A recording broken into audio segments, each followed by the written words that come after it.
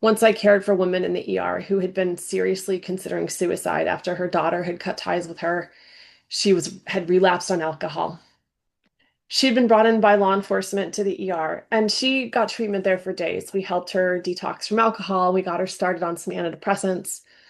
But for a variety of factors, we couldn't get her into a bed in a psychiatric hospital for further treatment. It was a long weekend, there weren't beds available, and she was in the ER for almost 2 weeks. She got better enough in that time to go back home. And ultimately, I discharged her because I didn't feel that her acute suicide risk was enough to justify keeping her there against her will. And I thought going home would actually be better for her than spending another week in a noisy ER and getting terrible sleep. She was committed to her sobriety and her depression was better, but I was really worried that she would relapse on alcohol and very quickly things could take a turn for the worse, especially if she stopped taking her medication or some other, social stressor happened with family. But once I let somebody go, it's not a thing I have control over anymore. And I had read on her 5150 form that when law enforcement picked her up, there was a loaded gun on her coffee table.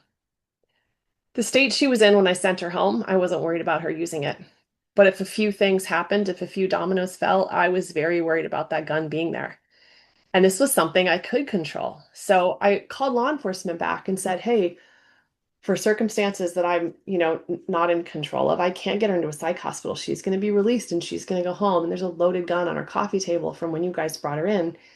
Can you consider filing a GVRO against her and having that gun removed and making sure she can't get another one in the time where she's managing her sobriety, her issues with her family, her depression, just until she gets out of that crisis so that I don't worry that she's going to relapse on alcohol, have a terrible day, and make a final decision.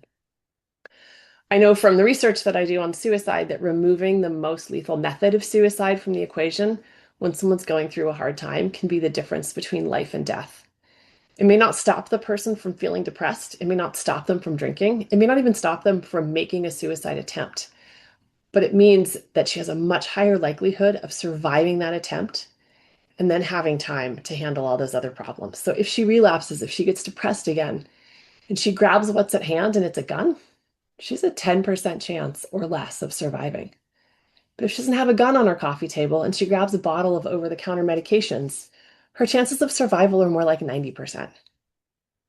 Nothing is as lethal as a firearm, and people who don't die from a suicide attempt after they try, they often don't go on to try to find another method. So if you take that most lethal method of suicide out of the equation, when in the US that is a firearm, people don't substitute, they survive.